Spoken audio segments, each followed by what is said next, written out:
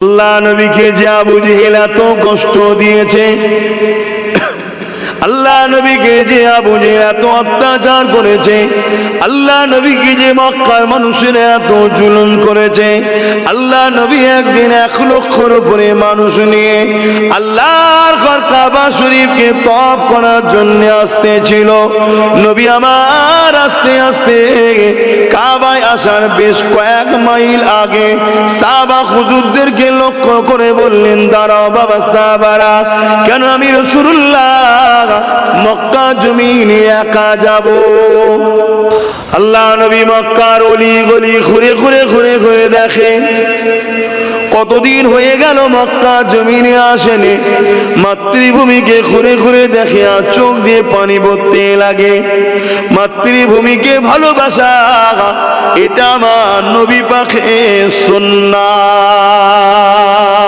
আল্লাহ নবী মাতৃভূমিকে ভালোবেসে কাঁদে, চারিদিকে ঘুরে ঘুরে দেখে। দেখতে দেখতে নবী আমার দেখতে পায় একটা বুড়ি মহিলাকে দেখতে পেয়েছে। ওই বুড়ি মাটা একটা ভারী পুটলিকে নিয়ে যাওয়ার চেষ্টা করছে, কিন্তু পুটলিটা ভারী হয়ে যাওয়ার জন্য ওই মহিলা ভারী পুটলিটাকে নিয়ে যেতে পারছে না। আল্লাহ নবী ওই দিকে আগিয়ে গিয়ে ওই বয়স্ক মাটাকে বলে, মা কি ব্যাপার, আপনি এখানে এই ভারী পুটলিটা টানাটানি করছেন এবং মক্কার মানুষগুলো গেল কোথায়? এই কথা শুনে এই মহিলাটা আমার নবী পাকের দিকে তাকিয়ে বলে, হে বাবা, কখনো তো তোমাকে দেখিনি বাবা, এত সুন্দর তোমাকে দেখতে, কোথায় তোমার বাড়ি বাবা? এ বাবা ছেলে, তুমি কি জানো না ওই মুহাম্মদ 1 লক্ষ লোক নিয়ে আসছে যারা আমাদের প্রতিশোধ নিবার জন্যে, কেননা তাকে আমরা মক্কার মানুষ অনেক মেরেছি, অনেক কষ্ট দিয়েছি, তাইফের জমিনে মেরে রক্তাক্ত করে অজ্ঞান করে দিয়েছিলাম, কাবার জমিনে মেরে রক্তাক্ত করে দিয়েছিলাম, জানে মারার জন্য ঘরখানা ঘিরে ফেলেছিলাম। সেই দিন চলে গিয়ে চলে আসরিবে আজ 1 লক্ষ লোক নিয়ে আসতেছে আমাদেরকে মারবে বলে। এ যুবকেরা, আমি জানতে চাই, জবান খুলে বলবেন, আমার নবী মক্কায় মারতে আসছিল না আল্লাহর ঘর তওয়াফ করতে আসছিল? কোনটা? সবাইকে জিজ্ঞেস করলাম, কিন্তু মেসেজ ভুল গেছে না যায়নি? আল্লাহ নবী যখন ওই বুড়ি মহিলাকে বলল, মা মক্কা মানুষগুলো কোথায় গেল, মক্কা মানুষগুলোকে কেন দেখতে পাচ্ছি না? ওই মহিলা তখন বলতে লাগলো, বাবা ছেলে, তুমি কি জানো না ওই মুহাম্মদ 1 লক্ষ লোক নিয়ে আসছে, যে মুহাম্মদকে আমরা এত কষ্ট দিয়েছি, যখন সে নামাজে বসে যেত তার পিছে পড়া দুম্বার ভুঁড়ি চাপিয়ে দিতাম, ওই মুহাম্মদকে এত কষ্ট দিয়েছি, রাস্তায় চলতো কাটা বিছিয়ে দিতাম, ওই মুহাম্মদ রাসূলকে এত কষ্ট দিয়েছি, রাস্তা দিয়ে হাঁটলে ওপর থেকে নোংরা তার গায়ে ফেলে দিতাম, নানান দিকে তাকে জ্বালিয়েছি, আজ মুহাম্মদ 1 লক্ষর উপরে লোক নিয়ে আসছে।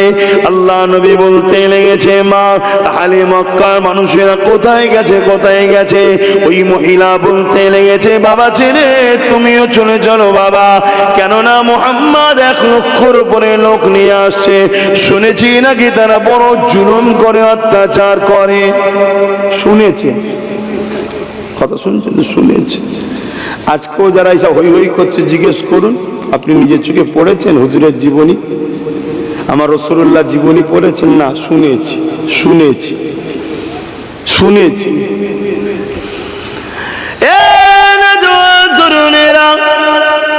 আল্লাহ নবী ওই বুড়ি মহিলাকে বললেন, মা তারা কোথায় গেছে? মা, ওই যে পাহাড় দেখছো বাবা, একটা দূরে পাহাড় দেখালো, ওই পাহাড়ের পাদদেশে তারা লুকিয়ে রয়েছে বাবারে। আমি মহিলাও যেতে চাইছি, কিন্তু এই পুটলিটাকে ছেড়ে যেতে পারছি না, কেন এতে অনেক দামি দামি আমার সম্পদ রয়েছে। আল্লাহ নবী বললেন, মা রে, আপনার কি কোনো আত্মীয় স্বজন নাই বা সন্তানও নাই? ওই মহিলা বললেন, বাবা আমার চারটে ছেলে আছে, সবাই পালিয়ে গেছে, কেউ মাকে দেখেনি। হায় রে দুনিয়ার মানুষ, আমার রাসূলুল্লাহকে চিনতে পারলে না। আমার নবী পাক এমন শিক্ষা দিয়েছে, আমরা সন্তানেরা নিজেদের জান দিয়া পছন্দ করি, মায়ের কষ্ট কখনো বরদাস্ত করি না। আল্লাহ নবী নিজের পরিচয়কে গোপন করলেন।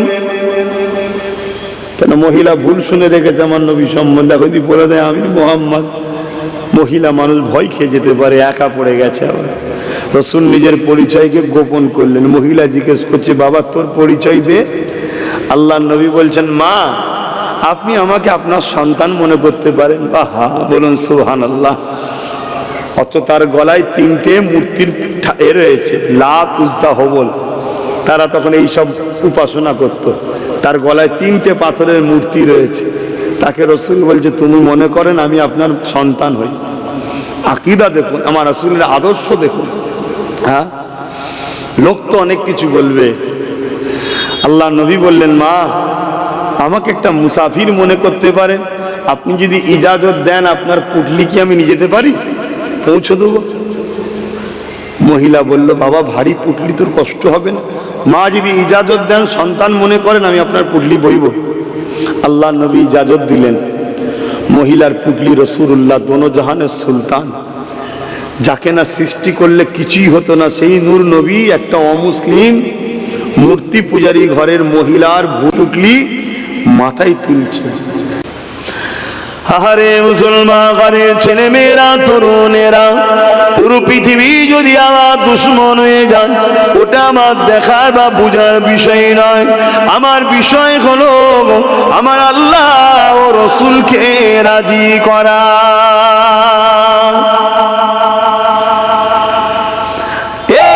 যুবকেরা, সূর্য যখন আকাশে ওঠে শুধু মুসলমানদের আলো দিবার জন্য আল্লাহ তোলে না, মানুষ জাতির জন্য তোলে।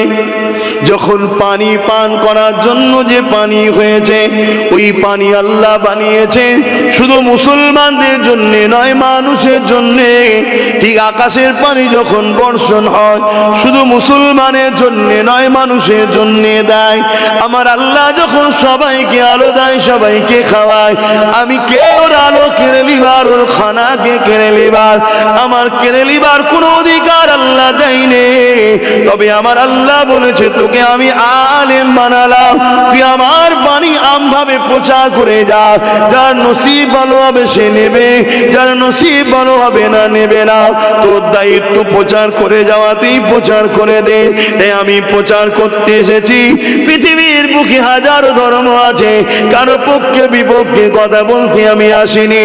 আমি আল্লাহর মনোনীত ধর্ম ইসলামের কথা বলতে এসেছি। আর ইসলামের সর্বকালের সর্বশ্রেষ্ঠ নবী হলো মুহাম্মদ রাসূলুল্লাহ। সেই নবীকে আল্লাহ মানুষ জাতির জন্য মডেল বানিয়েছে। সেই নবী পাক সাল্লাল্লাহু আলাইহি ওয়াসাল্লাম বুড়ি মহিলার পুটলিটা মাথায় তুলে নিল। ওই মহিলা পাহাড়ে উঠতে লেগেছে, নবী আমার পিছনে যেতে লেগেছে। কিছুটা উঠার পরে বয়স্ক মা আমার আর হাঁটতে পারেনি, বসে পড়েছে একটা উঁচু পাথরেতে। আল্লাহ নবী ওই মহিলা বলে, বাবা রে, ভারী পুটলিটা তুই নামিয়ে দে বাবা, আর তোর নাম পরিচয়টা তো দিলিনি বাবা। তো বাবা ছেলে যখন বলেছি, বাবা ছেলে পুটলিটা তুই নামিয়ে দে, ওই ভারী পুটলি নিয়ে তো দাঁড়িয়ে থাকতে হবে না। রহমতের নবী রাহমাতাল লিল আলামিন বলেছিলেন, মা আমার কোনো অসুবিধা হয় না, আমি আপনাকে আপনার প্রতিবেশীর কাছে পৌঁছে দেব, আপনি বসুন, একটু রেস্ট নিন, আবার হাঁটা শুরু করবেন। এই কথা হবার পরে ওই মহিলা মুখ দিয়ে বিড়বিড় করে আর বলে, মুহাম্মদ ধ্বংস হয়ে যাক, মুহাম্মদ নির্বংশ হয়ে যাক, মুহাম্মাদের হাত পা ধ্বংস হয়ে যাক, মুহাম্মাদের মুখ পুড়ে যাক, আমার নবী পাককে নানান ভাষায় ওই মহিলা গালি দিতে লেগেছে। রহমতের নবী, দয়ার নবী মহিলার পিছনে চোখ ভরা পানি নিয়ে কাঁদে আর দাঁড়িয়ে থাকে, আল্লাহ আমি মুহাম্মদ এদেরকে কষ্ট দিইনি, কিন্তু এরা আমাকে ভুল বুঝেছে, আল্লাহ এদেরকে আপনি মাফ করে দেন।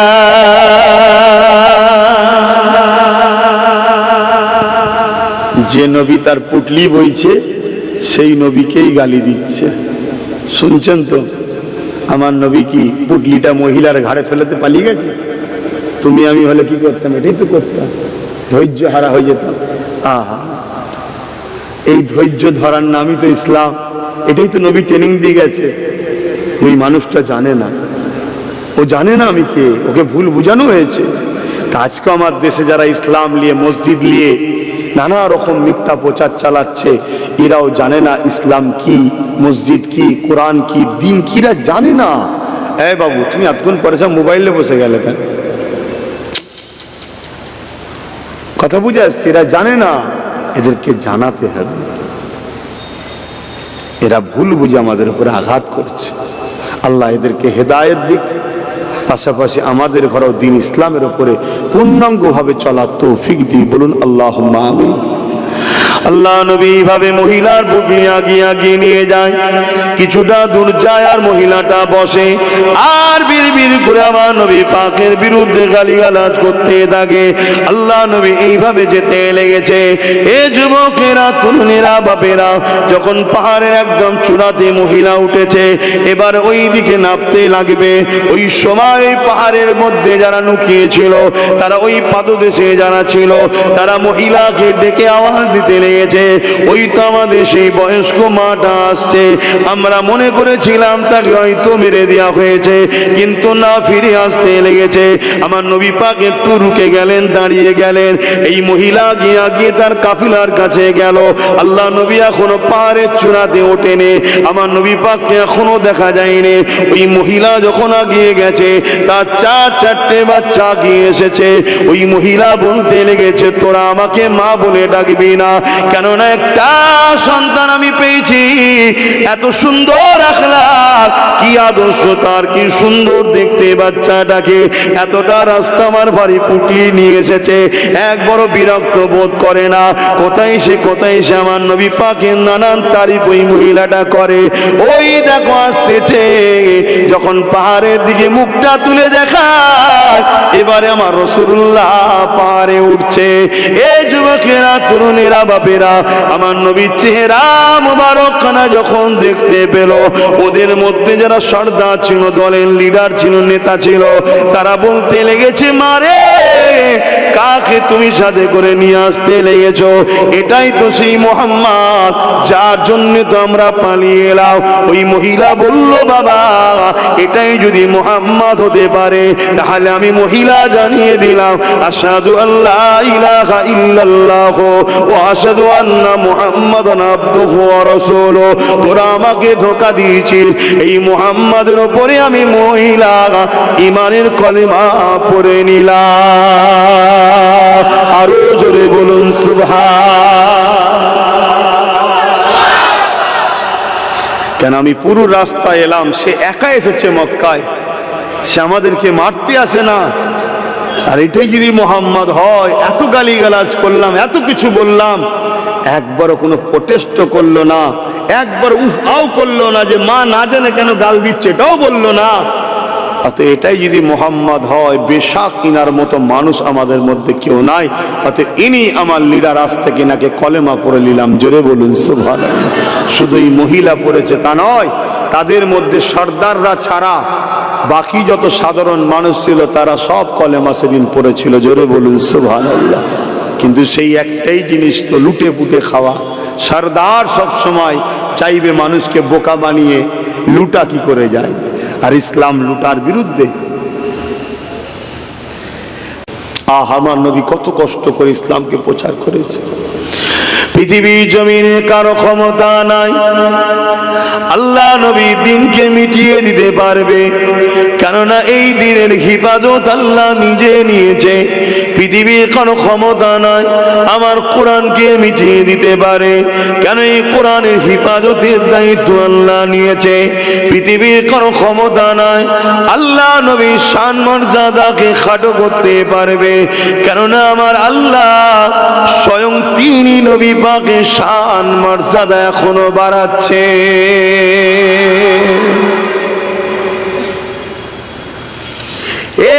যুবকেরা, তরুণীরা, বাবেরা, তথাপিও আমাদের তো কিছু দায়িত্ব আছে। আমরা বলি আল্লাহকে ভালোবাসি, ইসলামকে ভালোবাসি, কোরআনকে মানি, রাসূলুল্লাহকে মানি। কেমন মানলাম তুমি আমি? এটা তো আল্লাহ পাক জিজ্ঞাসা করবে। কেন নবী আমার কত কষ্ট করে এই পৃথিবীর জমিনে মায়েদের সম্মান দিয়েছে। ১,৫০০ বছর আগে মা গুলোকে ছেলেরাই হত্যা করে দিত। ১,৫০০ বছর আগে বাপ গুলোকে ছেলেরাই হত্যা করে ফেলতো। আল্লাহ নবী এই পৃথিবীর জমিনে এসে জানিয়ে দিল, এ মানুষেরা তোমরা তোমাদের মায়ের উপরে জুলুম করো না, তোমরা তোমাদের বাপের উপরে জুলুম করো না, কারণ আমি রাসূলুল্লাহ জানিয়ে দিলাম আল জান্নাতু তাহতা আকদামুল উম্মাহাত। এ বাবা ছেলেরা, তোদের জান্নাত হলো তোদের মায়ের পায়ের নিচে।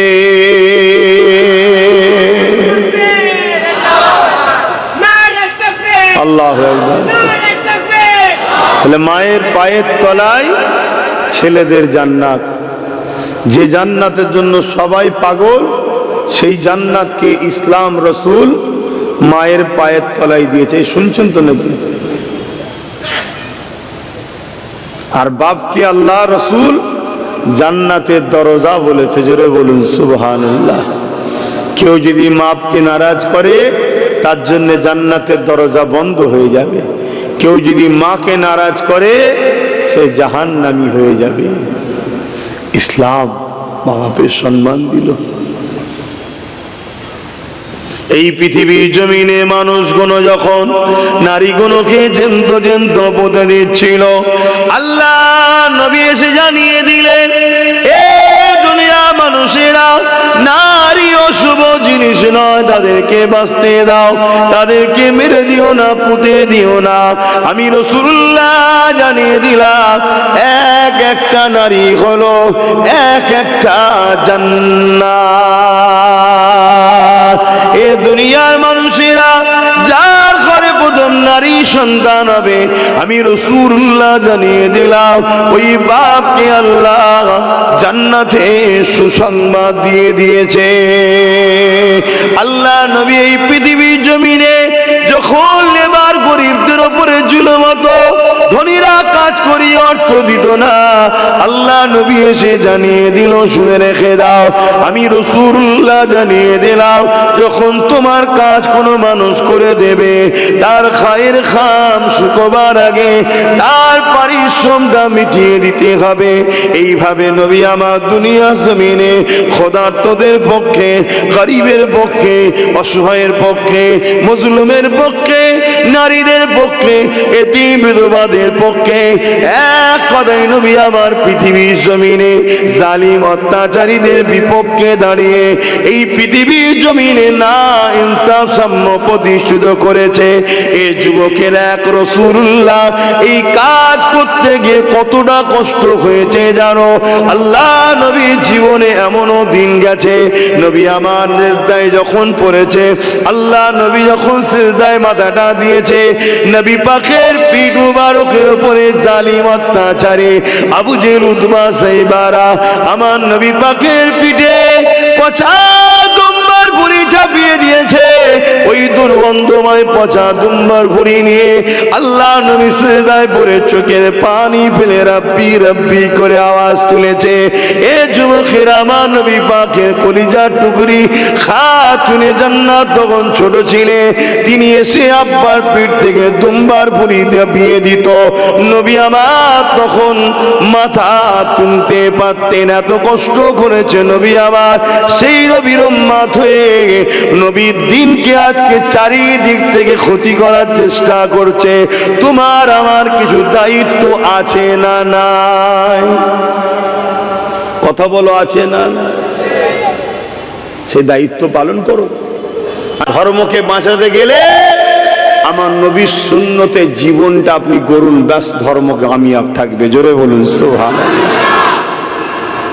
ক্ষুধার্তকে খানা খাওয়াবেন, পাড়া প্রতিবেশীকে দেখা হলে সালাম দেবেন, ভালোবাসবেন, পিয়ার করবেন, একে অপরের খোঁজ খবর নেবেন, হালাল ইনকাম করবেন, কাউকে মালে কম দেবেন না, কাউকে ধোকা দেবেন না, বড়দের সম্মান করবেন, ছোটদের স্নেহ করবেন, মা বাপকে ভালোবাসবেন, পাড়া প্রতিবেশী যদি অন্য ধর্মের লোক থাকে তাকেও ভালোবাসুন, সে বিপদে থাকলে তার পাশে দাঁড়ান, তাদের মধ্যে কেউ ক্ষুধার্ত থাকলে তাকে খানা খাওয়ান, পাওয়ার পিয়ার করুন, সহযোগিতা করুন।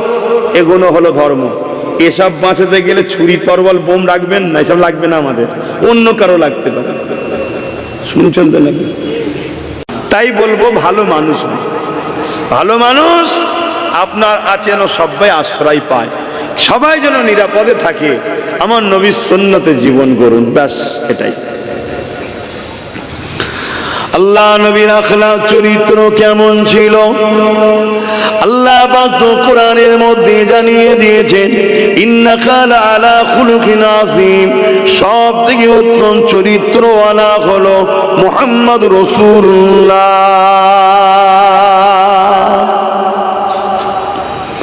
আল্লাহ নবী যখন মক্কা জমিন থেকে ইয়াসরিবে চলে গেলেন, আমার নবী পাককে মক্কার অত্যাচারী আবু জেহেল, উতবা, সাইবা, মক্কার মানুষরা আমার নবী পাককে জানে পর্যন্ত মারতে চেয়েছিল। আমার নবী পাকের কি অপরাধ ছিল? আমার নবী পাকের কোনো অপরাধ নয়। নবী আমার গরিবের পক্ষে দাঁড়িয়েছিল। আবু জেহেল গরিবকে লুটে রেখেছিল, নবী আমার অসহায়ের পক্ষে দাঁড়িয়েছিল। আবু জেহেল মানুষের উপরে জুলুম করত, নবী আমার নারীদের অধিকারের জন্য কথা বলেছিল। আবু জেহেল নারীদেরকে শোষণ করত, ভোগ করত। এক কথাই নবী আমার ইনসাফ ইনসানিয়াতের কথা বলেছিল। আবু জেহেল দেখলো রাসূলুল্লাহ দিকে মানুষ বাড়তে লেগেছে, এ আমার নবী পাকের বিরুদ্ধে লেগেছিল। আমার নবী নামাজ পড়লে 75 বার করে চাপিয়ে দিত। আমার নবী পাককে মেরে দিবার জন্য গোপন কুয়া করেছিল, যাতে করে আমার নবী পাক ওই কুয়াতে পড়ে আর ইরা মাটি চাপা দিয়ে দেবে। কিন্তু আবু জেহেল নিজেই ওই কুয়ার মধ্যে পড়ে যায়। সবাই তুলতে চাইছে, রশি দিচ্ছে, সেই কম পড়ে যায়। যত রশি দেয় কম পড়ে যায়, একটুখানি কি কতটা কম পড়ে? একটুখানি কম পড়ে যায়। মুরব্বী শুনছে খুব ভালো করে, যত দড়ি দেয় কম পড়ে যায়। লাস্ট আবু জেহেল বুঝতে পারলো এ মোহাম্মদ রসুল ছাড়া সম্ভব নয়। দেখো আমার নবীকে ডাকা হলো। আমার নবীকে আবু জেহেল কুয়ার ভেতর থেকে বলছে, মুহাম্মদ সাল্লাল্লাহু আলাইহি সাল্লাম, তোমাকে ফেলার জন্য কুয়া করেছিলাম, আমি নিজেই পড়ে গেলাম, আমাকে ক্ষমা করে দাও, আমাকে তোলো, আমি কলমা পড়বো। আল্লাহ নবী হাত বাড়ালেন, আবু জেহেল হাত পেয়ে গেল, তুলে দিলেন। জোরে বলুন সুবহানাল্লাহ। আল্লাহ নবী কি হাত বেড়েছিল নাকি? আল্লাহ নবীর কি হাত বাড়লো? না, আল্লাহ জমিনকে বললো, আমার হাবিবের কাছে তুলে দিও আবু জেহেলকে। জোরে বলুন সুবহানাল্লাহ। রাসূল তুলে নিলেন। বেরিয়ে পরে আবু জেহেল কি বলেছিল? মুহাম্মদ তুমি বড় জাদুঘর। বলুন নাউজুবিল্লাহ।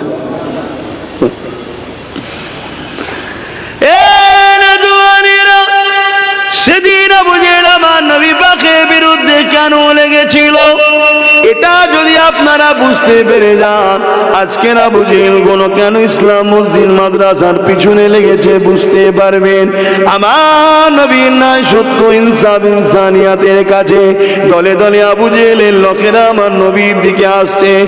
আজ আবু জেহেল দেখে মানুষ সরে সরে আমার নবীর ইসলামের দিকে আসছে। এই আমেরিকাতে হোক, ব্রিটেন হোক, জাপান হোক, ফ্রান্স হোক, আর আমার ভারতবর্ষে হোক, সবাই আমার ইসলাম ইসলামকে গালি দিচ্ছে, আমার ইসলামের পিছনে লেগে গেছে, আমার ইসলাম নিয়ে মিডিয়ায় মিথ্যা মিথ্যা প্রচার চলছে, ওদেরই রাখা মুনাফিক বক্তা কোনো এখন তারা ফোঁস তুলতে লেগেছে। এ যুবকেরা, তরুণেরা, বাপেরা, তাই তো নবী আমার জানিয়ে দিলেন আখিরি জামানায় হাতের তালুতে আগুন রাখার থেকে ঈমান বাঁচানোটা বড় কষ্ট হয়ে যাবে।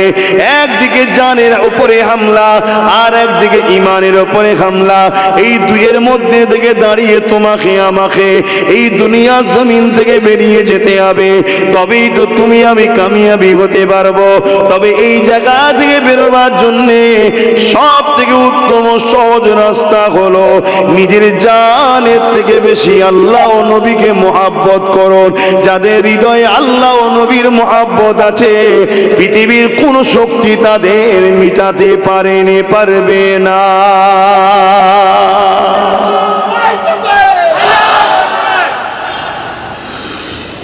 কখনো পারবে? আল্লাহ নবীকে একজন মহিলা ভালোবেসেছিলেন, সাহাবিয়া। আল্লাহ নবী হকের জন্য, ইসলামের জন্য মাল চাইলেন, সাহায্য চাইলেন, দাও কে কে আছো। সবাই যার যা সমর্থন আছে দিচ্ছে। এক মহিলা একটা ছোট্ট বাচ্চা নিয়ে এসেছে, কোলের বাচ্চা নিয়ে এসে বলছে, হুজুর আমার তো স্বামী নেই, আমি বড় গরিব, লোকের বাড়ি কোনো রকম খাটি, যতটুকু হয় পেট চলে, খাবার দেয় খায়, তো ইসলামের জন্য মাল নিচ্ছেন, তা আমি কি দেব? হুজুর আমার এই বাচ্চাটাকে দিতে এসছে, আপনি বাচ্চাটাকে নিয়ে নেন। আল্লাহ নবী বললেন, মারে এইটুকু বাচ্চা নিয়ে লড়াইয়ের ময়দানে কি করব?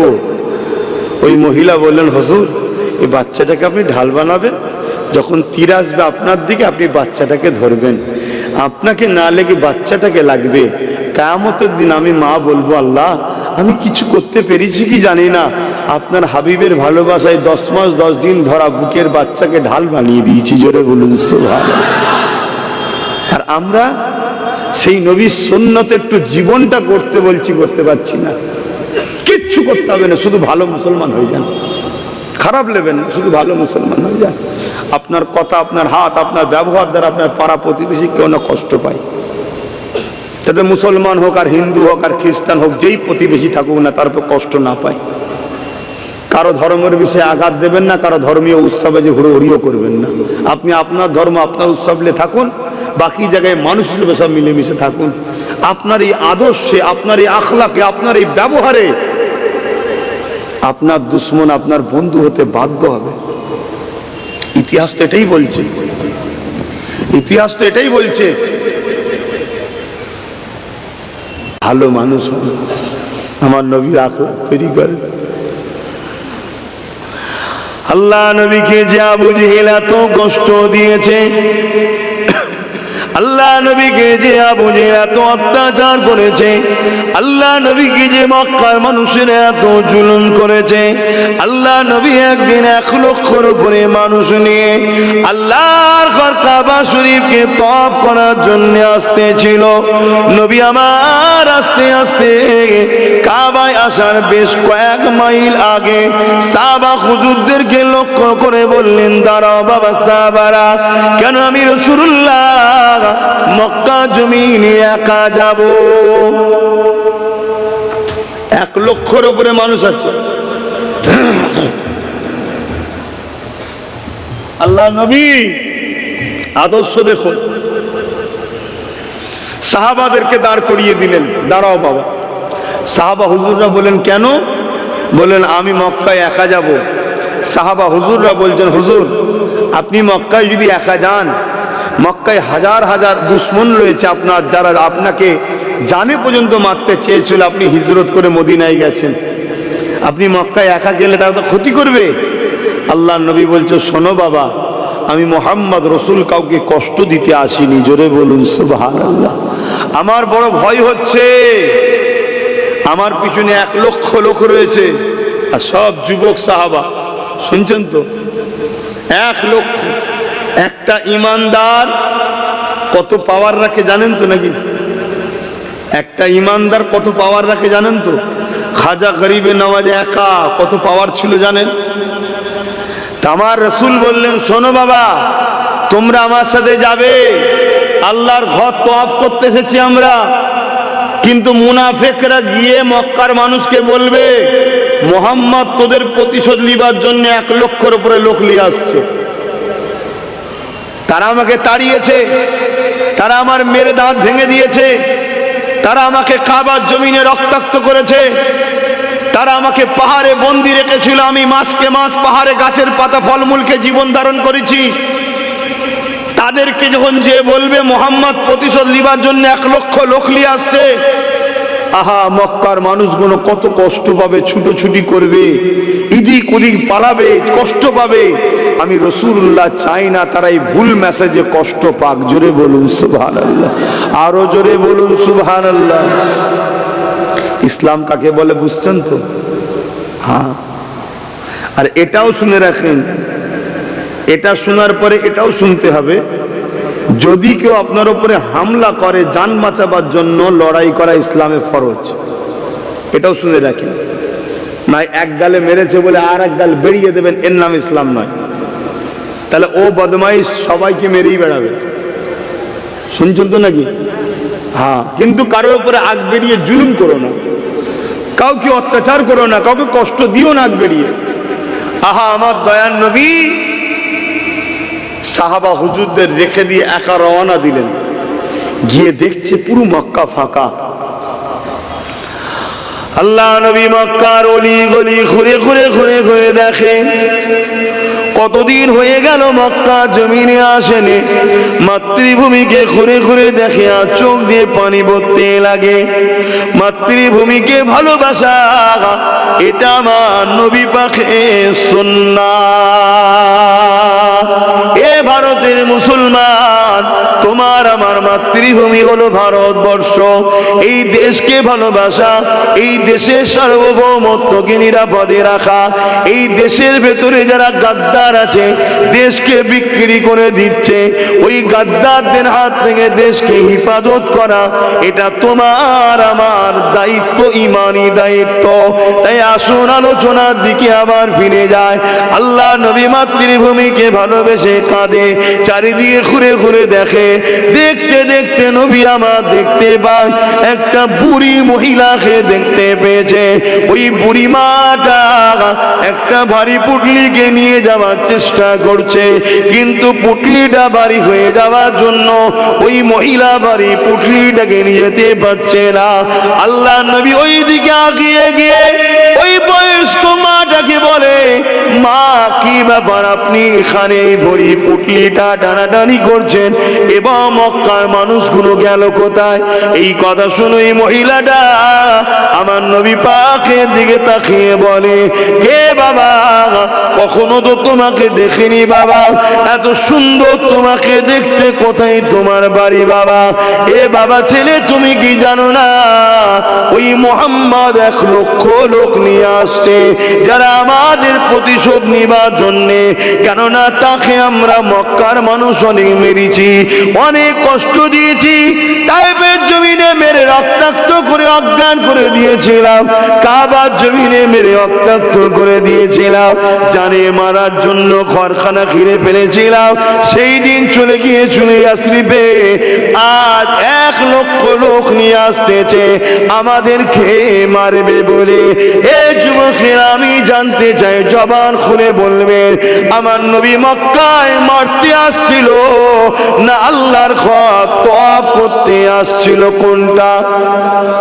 সবাইকে জিজ্ঞেস করলাম, কিন্তু মেসেজ ভুল গেছে না যায়নি? আজকে সবচেয়ে আফসোস, মিডিয়া যাদের উপরে মানুষের কত বিশ্বাস ছিল, এরা সত্য কথা বলে, একদম জ্যান্ত মাছে পোকা ফেলা টাইপের মতো কথা বলছে। তারপরে আর একজন রয়েছে শুধু ছুটি করে, কখনো এই মাথায়, কখনো ও মাথায়, কখনো সে মাথায়, কখনো ও মাথায়। ও তো দিন রাত কি বলছো, নিজেই পরে খুঁজে কি বলিরা বলে ভুলে গেছি, ওর খেয়ালই নেই। ভুল বুঝিনি আমার যুবকরা, আমি চ্যালেঞ্জের সাথে বলছি, পুরো পৃথিবী চ্যালেঞ্জ। এমন কোন সন্তান এই পৃথিবীতে তার মা পয়দা দিতে পারেনি, জন্ম দিতে পারেনি যে কোরআন, নবী, আল্লাহর দ্বীনকে মিটাতে পারবে, এমন কেউ নাই। হ্যাঁ, আমাদেরকে মেরেছে এর আগেও, আজও মারবে, কালো মারবে, এটা নতুন কিছু নয়। যুগে যুগে আমাদেরকে অনেকেই মেরেছে, অনেকেই মেরেছে। ইতিহাস বলছে চিঙ্গিস খান 1 কোটির উপরে মুসলমানকে কতল করেছে। কত? 1 কোটির উপরে মুসলমানকে কেটেছে। তাদের রক্তেতে দাজলা নদীখানা লাল হয়ে গেছিল মুসলমানের রক্তে, এত মেরেছিল। 1 লক্ষের উপরে হাফেজ আলেমদের ঘরে কতল করেছে চিঙ্গিস খান। কেন? টার্গেট ইসলাম মুছে দেবো। কিন্তু মাথা মুটা জানে না ইসলাম কোন আলেম উলামা মুসলমানের উপর নির্ভর নয়, ইসলাম স্বয়ং আল্লাহর কুদরতি হাতে আছে। জোরে বলুন সুবহানাল্লাহ। চিঙ্গিস খানেরই বংশের একটা ছেলেকে আল্লাহ ইমানের কলেমাও পড়ালো এবং রাজগদিও দান করলো। জোরে বলুন সুবহানাল্লাহ। শুনছেন? গল্প বলছিনি বাপ, গল্প বলছিনি। আল্লাহ আমার নবীকে মাপকাঠি করেছে। তাহলে এই সম্বন্ধে বলে দিয়ে একটু শুনে রেখে দেন। আল্লাহ নবী সাহাবী আবু বকর সিদ্দিক আমার নবী পাকের হাতে হাত দিয়েছিলেন। আব্দুল্লাহ ইবনে উবায় সেও আমার নবীর হাতে হাত দিয়েছে। এ যুবক মন দিয়ে শোনো, কেন ঈমানটা যদি বাঁচাতে পারো আল্লাহ সাহায্য অবশ্যই তুমি পেয়ে যাবে। হযরত আবু বকর সিদ্দিক নামাজ পড়েছে আমার নবীকে ইক্তেদা করে, আব্দুল্লাহ ইবনে উবায়ও নামাজ পড়েছে আমার নবীকে ইক্তেদা করে। হযরত আবু বকর সিদ্দিক রোজা রেখেছে, হযরত আবু বকর সিদ্দিক হজ করেছে, আব্দুল্লাহ ইবনে উবায়ও রোজা রেখেছে, হজ করেছে। হযরত আবু বকর সিদ্দিক আমার নবী পাকের সাথে হজ করেছে, আব্দুল্লাহ ইবনে উবায়ও নবীর সাথে হজ করেছে। হযরত আবু বকর সিদ্দিক আমার নবী পাকের সাথে জিহাদের ময়দানে গেছে, আব্দুল্লাহ ইবনে উবায়ও জিহাদের ময়দানে গেছে। আর এই জিহাদ শব্দটা নিয়ে আজকে মিসইউজ হচ্ছে, শুনছেন না? কিছু জানোয়াররা দেখবেন বলবেন জিহাদি জিহাদি করে, এগুলো মানবরূপী পশু। জিহাদ শব্দটার মানে কি? সব থেকে বড় জিহাদ হলো নিজেকে সমস্ত অন্যায় খারাপ থেকে বাঁচিয়ে রাখা। জিহাদ শব্দের মানে হলো চেষ্টা করা। কি থেকে চেষ্টা করা? সমস্ত অন্যায়, সমস্ত বুরাই, সমস্ত খারাপ থেকে নিজেকে বাঁচিয়ে রাখা, এর নাম হলো জিহাদ। কথা বুঝে আসছে? কিন্তু সেটাকে আজকে মিসইউজ করছে না, করেনি? এর জন্য আমাদেরই দোষ, আমাদেরই দোষ। তরুণেরা, দুটো ব্যক্তির নাম বলছি, মন দিয়ে শোনেন। এক ব্যক্তির নাম সিদ্দিক আকবর, আর এক ব্যক্তির নাম হলো আব্দুল্লাহ ইবনে উবাই। সিদ্দিক আকবর ও নবীর হাতে হাত দিয়েছে, আব্দুল্লাহ ইবনে উবাইও দিয়েছে। সিদ্দিক আকবর ও রোজা রেখেছে, হজ করেছে, দাড়ি টুপি পাগড়ি পরেছে। আব্দুল্লাহ ইবনে উবাইও দাড়ি টুপি পাগড়ি নামাজ রোজা হজ রয়েছে। এক কথায় সিদ্দিক আকবর যা করেছে আব্দুল্লাহ ইবনে উবাইও তাই করেছে। আব্দুল্লাহ ইবনে উবাইয়ের যা আছে সিদ্দিক আকবরও তাই রয়েছে। কিন্তু বিষয় হলো আবু বকর সিদ্দিক দুনিয়া থেকে জান্নাতের সার্টিফিকেট পেয়ে গেল, আর আব্দুল্লাহ ইবনে উবাই জাহান্নামের সার্টিফিকেট পেয়ে গেল। ব্যাপারটা কি হলো? কি হলো? আবু বকর সিদ্দিকেরও দাড়ি টুপি রয়েছে, আব্দুল্লাহ ইবনে উবাইয়েরও রয়েছে। আবু বকর সিদ্দিকের নামাজ রোজা হজ যাকাত রয়েছে, আব্দুল্লাহ ইবনে উবাইয়েরও রয়েছে। এ জাহান্নামী হয়ে গেল, সিদ্দিক আকবর জান্নাতের সার্টিফিকেট দুনিয়া থেকে পেল। হযরত আবু বকর সিদ্দিককে জিজ্ঞাসা করা হয়েছে, ও হযরত আবু বকর সিদ্দিক কি ব্যাপার, কি কারণ? হযরত আবু বকর সিদ্দিক কি উত্তর দিয়েছিল? মন দিয়ে শোনেন, আখরি জামানা, মন দিয়ে শোনেন। ঈমান বাঁচান, ঈমান বাঁচান, ঈমান বাঁচান, ঈমান বাঁচান। মনে রাখবেন আবু বকর সিদ্দিক বলেছিল, এ আমার নবীর সাহাবারা, দুনিয়ার মানুষেরা, আব্দুল্লাহ ইবনে উবাইয়ের যা রয়েছে আমি আবু বকর সিদ্দিকের তাই রয়েছে, কিন্তু আমার যা আছে আব্দুল্লাহ ইবনে উবাইয়ের তা নাই। আবু বকর সিদ্দিক বলল, আব্দুল্লাহ ইবনে উবাইয়ের নামাজ রোজা দাড়ি টুপি হজ আজ রয়েছে, এখনো আমারও রয়েছে। কিন্তু আমি আবু বকর সিদ্দিকী, আমার অন্তরে আমার হৃদয়ে আল্লাহ নবীর প্রেম ও মহব্বত রয়েছে, এটা আব্দুল্লাহ ইবনে উবাইয়ের না। তাই সব টাকার পরও জাহান্নামী হয়ে গেল, আর ইমানের বাদৌলতে আল্লাহ আমাকে জান্নাতি ঘোষণা দিল। আরো জোরে বলুন সুবহান। কি বুঝলেন? এই যে গাছ দেখছেন সব ডাল পাতা হয়ে আছে, দেখুন। এখন কেউ যদি ডালগুলো পাতাগুলো কেটে দেয়, ছেটে দেয়, গাছটা মরে যাবে? একটু হ্যাঁ কি না বলেন? কেন মরবে না? গাছের মূল ঠিক আছে এখন, ঠিক তো? কিন্তু গাছের ডাল পাতা সব রইল, মূলটা যদি কেউ কেটে দেয় বা গরম পানিতে মেরে দেয়, এই গাছ আর জীবনে থাকবে? কেন? মূলটা শেষ। এই গাছটা হলো আমরা, এই ডাল পাতা এগুলো হলো নামাজ রোজা দাঁড়ি টুপি পাক না পাক হালাল, আর গাছের মূলটা হলো ঈমান। অর্থাৎ ঈমানটাকে লুটার জন্য একদল ঘুরছে, আর একজন ডালপাড়া কেটে দিয়ে আমাদেরকে শেষ করে দেবার জন্য আর একদল ঘুরছে। এই দুইয়ের হাত থেকে বাঁচাতে গেলে আগে ঈমানটাকে মজবুত করো। ঈমান যাদের মজবুত হবে তাদেরকে মিটানো অত সহজ নয় বাপ। কেন? বদরের বুকে 313 জন ইমানদার ছিল, 1000-এর ওপরে জালিম ছিল। 313 জনের সাথে 1000 জন এসেছিল সুসজ্জিত যোদ্ধা। 313 জনের ইমানের পাওয়ারের কাছে 1000-এর ওপরে জালিম মিটে গেছে। জোরে বলুন সুবহানাল্লাহ। কথা বুঝছেন? এখনো সময় আছে, আসুন তওবা করি, আল্লাহ নবীর আদর্শে জীবন করি। যদি আমার আল্লাহ পাকের উপরে ভরসা থাকে, পরিবর্তন হয়ে যান। মনে রাখবেন মৃত্যু তো অবশ্যই একদিন না একদিন হবে। ঈমান হারে মরার স্বপ্ন দেখুন।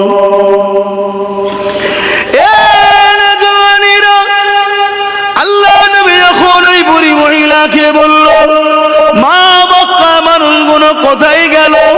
মক্কা মানুষগুলোকে কেন দেখতে পাচ্ছি না? ওই মহিলা তখন বলতে লাগলো, বাবা ছেলে তুমি কি জানো না ওই মুহাম্মদ 1 লক্ষ লোক নিয়ে আসছে, যে মুহাম্মদকে আমরা এত কষ্ট দিয়েছি। যখন সে নামাজে বসে যেত তার পিছে পড়া দুম্বার ভুঁড়ি চাপিয়ে দিতাম। ওই মুহাম্মদকে এত কষ্ট দিয়েছি, রাস্তায় চলতো কাটা বিছিয়ে দিতাম।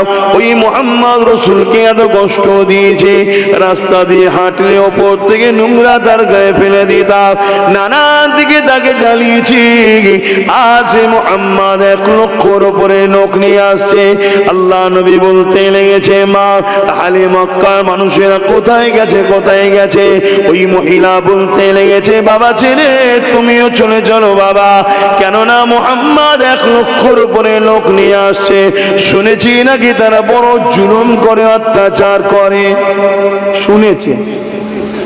কথা শুনছেন? শুনেছে। আজকেও যারা এসব হই হই করছে জিজ্ঞেস করুন, আপনি নিজের চোখে পড়েছেন হুজুরের জীবনী? আমার রাসূলুল্লাহ জীবনী পড়েছেন না? শুনেছি, শুনেছি, শুনেছি।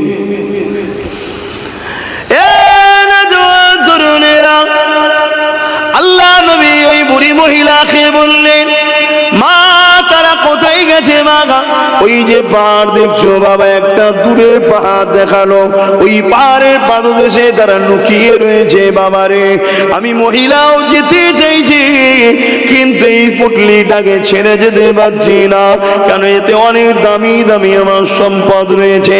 আল্লাহ নবী বললেন, মা রে আপনার কি কোনো আত্মীয় স্বজন নাই বা সন্তানও নাই? ওই মহিলা বললেন, বাবা আমার 4 ছেলে আছে, সবাই পালিয়ে গেছে, কেউ মাকে দেখেনি। হায় রে দুনিয়ার মানুষ, আমার রাসূলুল্লাহকে চিনতে পারলে না। আমার নবী পাক এমন শিক্ষা দিয়েছে, আমরা সন্তানেরা নিজেদের জান দিয়া পছন্দ করি, মায়ের কষ্ট কখনো বরদাস্ত করি না। আল্লাহ নবী নিজের পরিচয়কে গোপন করলেন। কেন? মহিলা ভুল শুনে রেখেছে আমার নবী সম্বন্ধে, যদি বলে দেয় আমি মুহাম্মদ, মহিলা মানুষ ভয় খেয়ে যেতে পারে, একা পড়ে গেছে। আবার রাসূল নিজের পরিচয়কে গোপন করলেন। মহিলা জিজ্ঞেস করছে, বাবা তোর পরিচয় দে। আল্লাহ নবী বলছেন, মা আপনি আমাকে আপনার সন্তান মনে করতে পারেন। বাহা, বলুন সুবহানাল্লাহ। অথচ তার গলায় 3টে মূর্তির রয়েছে, লাত, উজ্জা, হবল। তারা তখন এইসব উপাসনা করত। তার গলায় 3টে পাথরের মূর্তি রয়েছে। তাকে রাসূল বলছে, তুমি মনে করেন আমি আপনার সন্তান হই? আকীদা দেখুন, আমার রাসূলের আদর্শ দেখুন। হ্যাঁ, লোক তো অনেক কিছু বলবে। আল্লাহ নবী বললেন, মা আমাকে একটা মুসাফির মনে করতে পারেন, আপনি যদি ইজাজত দেন আপনার পুটলি কি আমি নিয়ে যেতে পারি, পৌঁছে দেবো? মহিলা বলল, বাবা ভারী পুটলি, তোর কষ্ট হবে না? মা যদি ইজাজত দেন, সন্তান মনে করেন, আমি আপনার পুটলি বইব। আল্লাহ নবী ইজাজত দিলেন। মহিলার পুটলি রাসূলুল্লাহ দোনো জাহানের সুলতান, যাকে না সৃষ্টি করলে কিছুই হতো না, সেই নূর নবী একটা অমুসলিম মূর্তি পূজারী ঘরের মহিলার ভুড়ি পুটলি মাথায় তুলছে। তুমি নবীর উম্মত দাবি করছো, তোমার এলাকায় অমুসলিম বিপদে পড়লে সাথ দেওয়া দরকার আছে না? না, এই জোরে বলো, তবেই তো তুমি প্রকৃত মুসলমান। হ্যাঁ, আজকে কি ডিভাইড তৈরি হচ্ছে আমাদের মধ্যে, কে কি করছে দেখার দরকার নেই। তুমি যদি হুজুরের হও, মানুষকে ভালোবাসবে। হ্যাঁ, তার ধর্মীয় বিষয় নয়, তার ধর্মের বিষয়ে পক্ষে বিপক্ষে কোনো কথা তোমার মুখে যেন না পাওয়া যায়। সে যে করছে, ভুল করছে, ঠিক করছে, সৃষ্টিকর্তার কাছে জবাব দেবে। তুমি আল্লাহকে মানো, আল্লাহকে মানো, এক আল্লাহ। বাবা, আমরা কোনো পাথরের টাথরের কোনো মূর্তিকে উপাসনা করি না, কিন্তু কেউ যদি করে তাকে আমরা ছোট বড় গালিগালাজও করি না। আমরা আমার আল্লাহ এক, লা শরীক, তিনার কোনো শরীক নেই, লাম ইয়ালিদ ওয়া লাম ইউলাদ, তিনার কোনো সন্তানও নেই, স্ত্রী ছেলে পুলে কেউ নেই, তিনার আমরা উপাসনা করি। তিনি কে? আল্লাহ। তোমার এই ব্যবহারে যদি কারো ভালো লাগে, সে আসবে, সেটা আলাদা কথা, কিন্তু কারোর উপরে জুলুম করতে পারবে নাকি? কথা বলো। আজকে মিডিয়া কি ভুলভাল বকছে, ইসলাম কাকে বলে? আমি যদি কারোর উপরে জুলুম করে, আল্লাহু আকবার বল না, জবাই করে ফেলবো। ইসলাম বলছে আমি তাহলে ইসলামের কেউ নয়। ইসলাম বলছে এই জুলুম করার জন্য আমি ইসলামের কেউ নয়। উপরন্তু আমরা দেখছি ছোট্ট ছোট্ট বাচ্চারাও আজকে এই জালিমদের অত্যাচার থেকে নিরাপদ নয়। 60, 70, 80 বছরের মুরব্বী বাপেদেরকে দাড়ি ধরে কাটছে, গালে চড় মারছে, আর বলছে স্লোগান দিয়ে, বিভিন্ন স্লোগান দিয়ে যাচ্ছে। জোর করে ভারতবর্ষে হচ্ছে না, হয়নি। আমরা দেখছি দিনের মতো সত্য ফটো তুলছে, ছাড়ছে, তাদেরকে ধরা হচ্ছে না। কেন ধরবে না? কেন ধরছে না? কেন ধরছে না? এই কারণে সরকার তাদের, কিছু করার নেই। আর আমরা ভুল করেছি, আমরা অন্যায় করেছি, খুব ভালো করে বোঝেন। কিন্তু কোন মুসলমান যদি কোনো অমুসলিমের উপর জুলুম করে যে তোমাকে এই স্লোগানটা দিতে হবে না, মারবো, আমার আল্লাহ দিন বলছে ওই মুসলমানটার মুসলমান নেই, ও ইসলাম থেকে বেরিয়ে গেছে, ইসলাম ওকে অ্যাকসেপ্ট করে না। শুনছেন তো? কিন্তু আজকে এই তথাকথিত যারা ইসলামের বিরোধী করছে, এদেরই হাতের তৈরি করা কিছু মুনাফিক বক্তা, এরা তৈরি করে আগে থেকে রেডি করে রেখেছিল, তারাই আজ উল্টো পাল্টা বকছে। আর সেই বক্তব্যগুলো এরা টিভিতে চালাচ্ছে, চালিয়ে পুরো সমাজের একটা অংশকে গরম করছে আমাদের বিরুদ্ধে। করছে না? করেন? হাতে বোঝেন আমার যুবকের আমি কি ওয়াজ করছি, আপনি বুঝতে পারছেন কি আমি জানি না। এই ছোট্ট ছোট্ট বাচ্চাগুলোর কি দশা হবে আগামী দিন। এমন হিংসার বার্তা চলছে, এরা স্কুলে যাবে, ছোট ছোট বাচ্চা স্কুলে, ছোট ছোট বাচ্চাকে পিটবে, এরকম বীজ তৈরি করে দেওয়া হচ্ছে। ছোট ছোট বাচ্চাকে মারবে। তারা কিছুই বোঝে না এখন ধর্ম সম্বন্ধে, কিন্তু হিংসার বীজ এমন ভাবে রোপণ হচ্ছে। এতে আমার ভয় হচ্ছে আমার দেশটা না ধ্বংস হয়ে যায়। আমার বড় ভয় লাগছে। কেন দেশের উপরে এত মায়া? কেন? আমি প্রথমেই বলেছি আমার ধর্ম ইসলাম, আমার নবীর সুন্নাত হলো দেশকে ভালোবাসা। পাশাপাশি দেশের স্বাধীনতায় 91,000 কম বেশি মানুষ জীবন দিয়েছে, তার মধ্যে আলহামদুলিল্লাহ 61,000 মানুষ মুসলমান জীবন দিয়েছে। কথা বুঝে আসছে? আমাদের অবদান অনেক বেশি। আমি ছোটখাটো কাউ করছি না, সত্যটা বলছি, কম বেশিতে যাচ্ছি না, কিন্তু সত্যটা বলছি। কিন্তু আজ দুর্ভাগ্যের বিষয়, আমরা লোভে পড়ে গেলাম। এক কাপ চায়ে বিক্রি, কেউ 1 প্লেট বিরিয়ানিতে বিক্রি, কেউ 500 টাকায় বিক্রি, কে আলু পেঁয়াজে বিক্রি, কে একটা ছোট হাবলদারের পদে বিক্রি, কে রাস্তায় দাঁড়িয়ে লরিওয়ালার থেকে টাকা তুলবে, তুলে নিয়ে বাবুকে দেবে, এ পাবে 2 টাকা কমিশন, এতে বিক্রি। নানান দিকে আমরা বিক্রি হয়ে গেলাম, বিক্রি হয়ে গেলাম। আজকে বিক্রি হয়ে যাওয়ার জন্য স্কুলের ঘন্টা টাইপের হয়ে গেলাম, হালকা মারলেও আওয়াজ হয়, কিন্তু দেখবেন জোরে জোরে মারে দাম দাম। দেখেছেন না, যে যেদিক দিয়ে খুশি আমাদের মেরে নিচ্ছে। কিন্তু আমার অজে কি আপনাদের অসুবিধা হচ্ছে নাকি? না ঠান্ডায় সব চুপ হয়ে গেছে? ক্যাঁচায় আগুন লেগে গেছে? আমার এই শুনে অশুনে কত মুনাফেক আমার দুশ্মন হবে, কত মুনাফেক মুসলমান আমার দুশ্মন হয়ে যাবে। এইভাবে আমার নবী পাকের জীবনীতে হাজারো লাখো প্রমাণ রয়েছে আল্লাহ নবী দুশ্মন দিয়েও পানি পান করিয়েছে। এমন এক খন্দকে লড়াই হয়েছিল যে জায়গাতে পানির কোনো ব্যবস্থা ছিল না, জালিমরা আমার নবী পাকের উপরে সাহাবাদের উপরে হামলা করতে এসেছিল। আমার নবী পাকের দিকে পানি ছিল, সাহাবা হুজুররা সেই পানি পান করতো, উযু করতো, আর জালিমদের দিকে পানি ছিল না। একটা সময় তাদের পানি শেষ হয়ে যায়, মরুভূমি পাহাড় এলাকা, বড় গরম এলাকা, পিপাসা তৃপ্তি তৃষ্ণাতে তারা কলিজা খানা পাড়তে লেগেছে।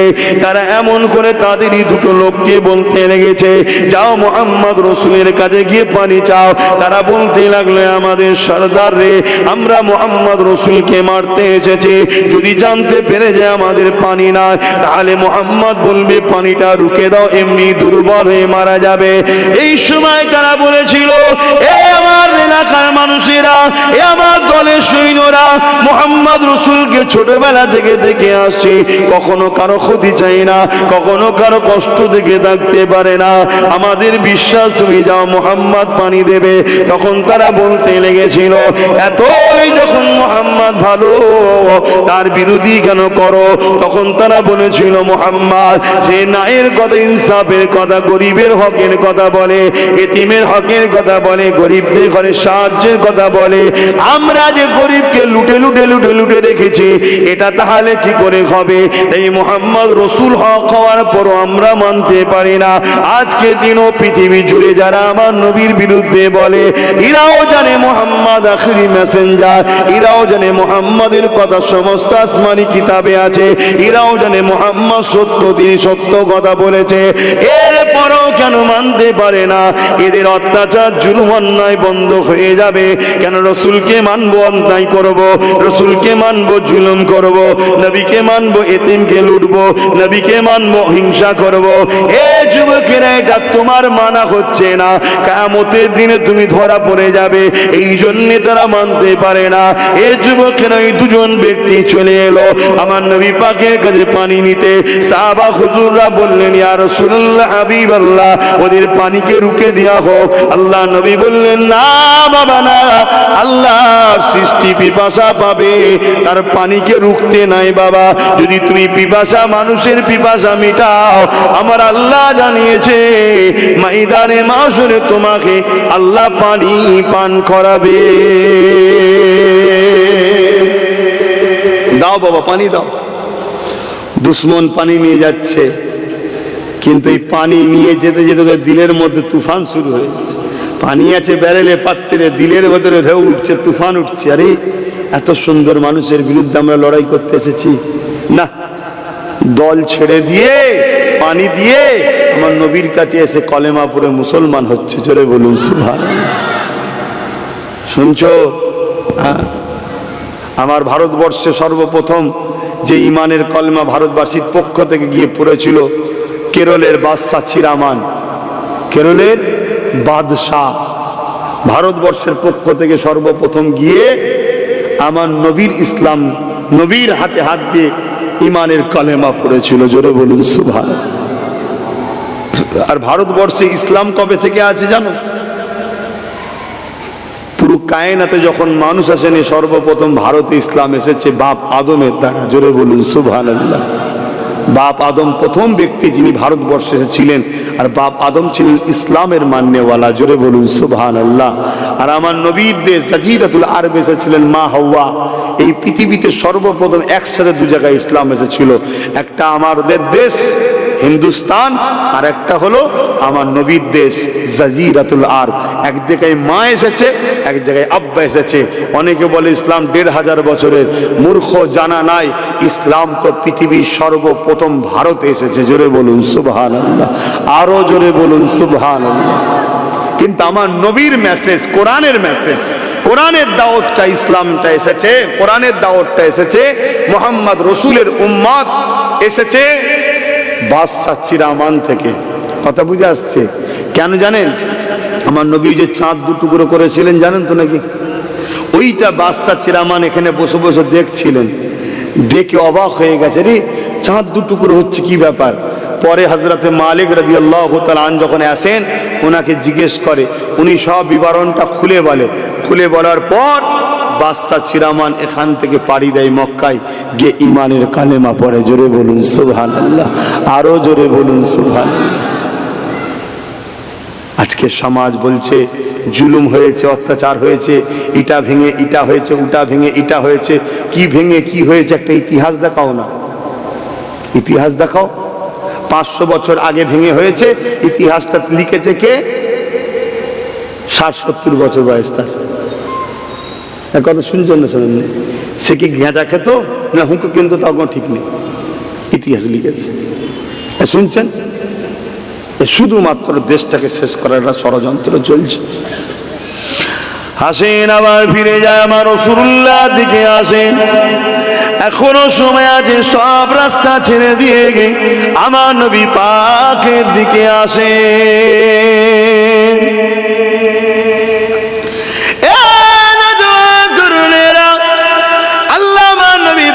আমাদের জন্য মডেল করেছেন। লাকাদ কানা লাকুম ফি রাসূলিল্লাহি উসওয়াতুন হাসানাহ। আমার নবী পাককে আল্লাহ মডেল করেছে, তাই নবী পাককে ফলো করেন, পিয়ার করেন, আমার নবী পাককে ধরেন। একদিন এক লড়াইয়ের ময়দানে জালিমদের বিরুদ্ধে ইনসাফের লড়াই, অন্যায়ের বিরুদ্ধে ন্যায়ের লড়াই, অত্যাচারী বিরুদ্ধে মজলুমদের লড়াই। এই লড়াইতে আল্লাহ বা জালিমদের বিরুদ্ধে সর্বসময় তো মজলুমদের ঘরে জিতায়। আমার নবী পাকের সাহাবাদেরকে জিতালো। ঠিক এমন সময় ওই লড়াইয়ের ময়দান থেকে জালিমদের একটা বেটি মহিলাকে সাহাবা হুজুররা বন্দী করলেন। যে মহিলা ওই জালিমদের ঘরে বিভিন্ন দিক দিয়ে নাচ গান করে উৎসাহিত করছিল মুসলমান দিগকে মারার জন্য। যখন লড়াইয়ে তারা হেরে গেল, ওই মেয়েটাকে সাহাবা হুজুররা বন্দী করলেন। ওই বন্দী করে আমার নবী পাকের কাছে নিয়ে আসলেন। ইয়া রাসূলুল্লাহ, হাবিবাল্লাহ, এই মহিলাটা জালিমদের ঘরে বড় উৎসাহিত করছিল। এই মহিলাটা জালিমদের ঘরের কন্যা। আল্লাহ নবী নূর নবীকে জিজ্ঞাসা করা হলো, ইয়া রাসূলুল্লাহ, হাবিবাল্লাহ, এই মহিলার সঙ্গে কি ব্যবহার করা হবে, এর জন্য কি ফয়সালা, কি বিচার আছে? আল্লাহ নবী বলেছিলেন, এ বাবা সাহাবারা, আমি নবী আমার চাদরটা দিচ্ছি, এই চাদরটা দিয়ে ওই মহিলার গায়ে মাথাতে ঢেকে দাও। সাহাবা হুজুররা বলতে লাগলে, ইয়া রাসূলুল্লাহ, হাবিবাল্লাহ, ও তো জালিমদের পক্ষে রয়েছে, ও তো অন্যায় অত্যাচারীদের বেটি। আল্লাহ নবী বলেছিলেন, যারই বেটি হোক, বাবা শোনো গো, মেয়ে মেয়ে হয়, মহিলা মহিলা হয়। ইসলাম মায়ের জাতদের উপরে সম্মানের নজরে, ভক্তি নজরে, পিয়ারের নজরে তাকাতে বলেছে। কখনো তাদের দিকে জুলুমে তাকানো যাবে না।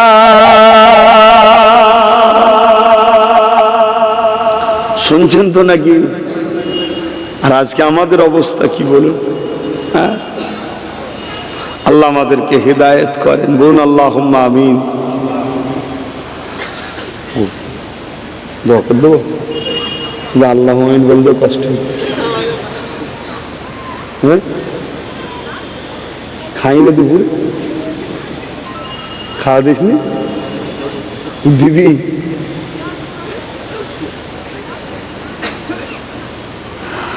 কি ব্যাপার মন খারাপ না চারিদিকে সব ঘটছে বলে ভয় খেয়ে গেছে?